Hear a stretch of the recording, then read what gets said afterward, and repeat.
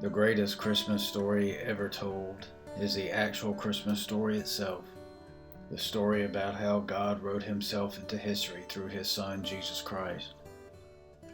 The promise of God in Genesis 22, when we read about the story of Abraham and Isaac, to provide the sacrificial lamb, was fulfilled. Abraham even named the place, "The Lord will provide," where God stopped Abraham from sacrificing his son and provided his own sacrifice. Fast forward many years later, and we come to a scene described in Luke chapter 2, verse 7. God, in his perfect timing, has entered the world through his Son, Jesus Christ. No other religious worldview can boast about a God who comes to their creation. Every other religion in the world was founded by a prophet stating, "Here I am, and here's how to find God." Christianity and the celebration of Christmas is God saying, "Here I am, and I'm here to find you." This blog is not so much about this particular Christmas story, but another Christmas story that took place a few years ago here in America. I have never read another Christmas story that better encapsulates the true meaning of Christmas. The story goes as follows. For years now, whenever Christmas pageants are talked about in a certain little town in the Midwest, someone is sure to mention the name of Wallace Purling. Wally's performance in one annual production of the Nativity play has slipped into the realm of legend.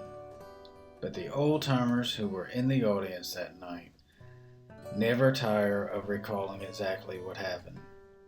Wally was 9 that year and in the 2nd grade, though he should have been in the 4th. Most people in town knew that he had difficulty keeping up. He was big and awkward, slow in movement and mind. Still, Wally was well liked by the other children in his class, all of whom were smaller than he, though the boys had trouble hiding their irritation when Wally would ask to play ball with him, or any other game for that matter in which winning was important. They would find a way to keep him out, but Wally would hang around anyway, not sulking, just hoping. He was a helpful boy, always willing and smiling, always the protector. If the older boys chased the younger ones away, it would be Wally who would say, "Can't they stay? They're no bother." Wally fancied the idea of being a shepherd in the Christmas pageant, but the play's director, Miss Lombard, assigned him a more important role. After all, she reasoned, the innkeeper did not have too many lines, and Wally's size would make his refusal of lodging to Joseph more forceful. And so it happened that the usual large partisan audience gathered for the town's yearly extravaganza of crooks and crutches, beards and crowns and halos, and a whole stage full of squeaky voices.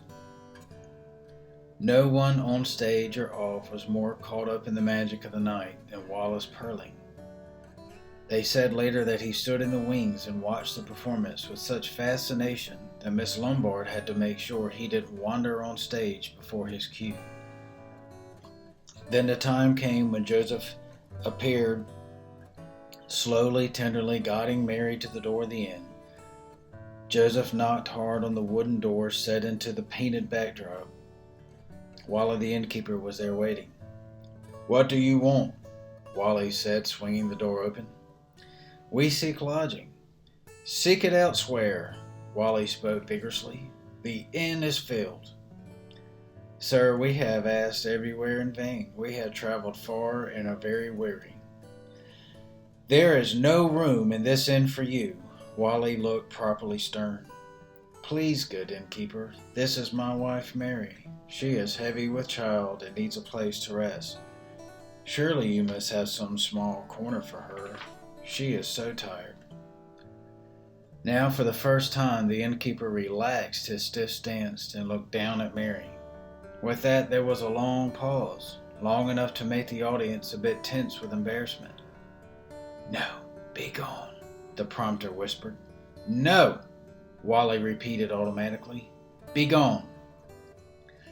Joseph sadly placed his arm around Mary, and Mary laid her head upon her husband's shoulder, and the two of them started to move away.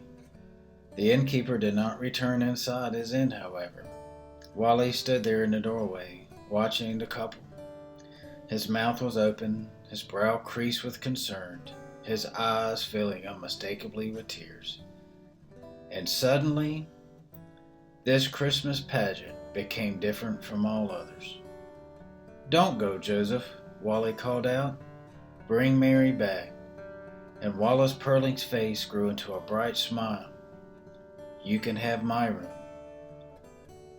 Some people in town thought that the pageant had been ruined, yet there were others, many, many others, who considered it the most Christmas of all Christmas pageants they had ever seen. Jesus states in the Gospel of John, chapter 14, verse 2, My Father's house has many rooms. If that were not so, would I have told you that I am going to prepare a place for you? We know that Jesus is not a liar, because he could have easily lied to save his own skin when asked by the Sanhedrin, the Jewish council or governing authority, if he was the Son of God.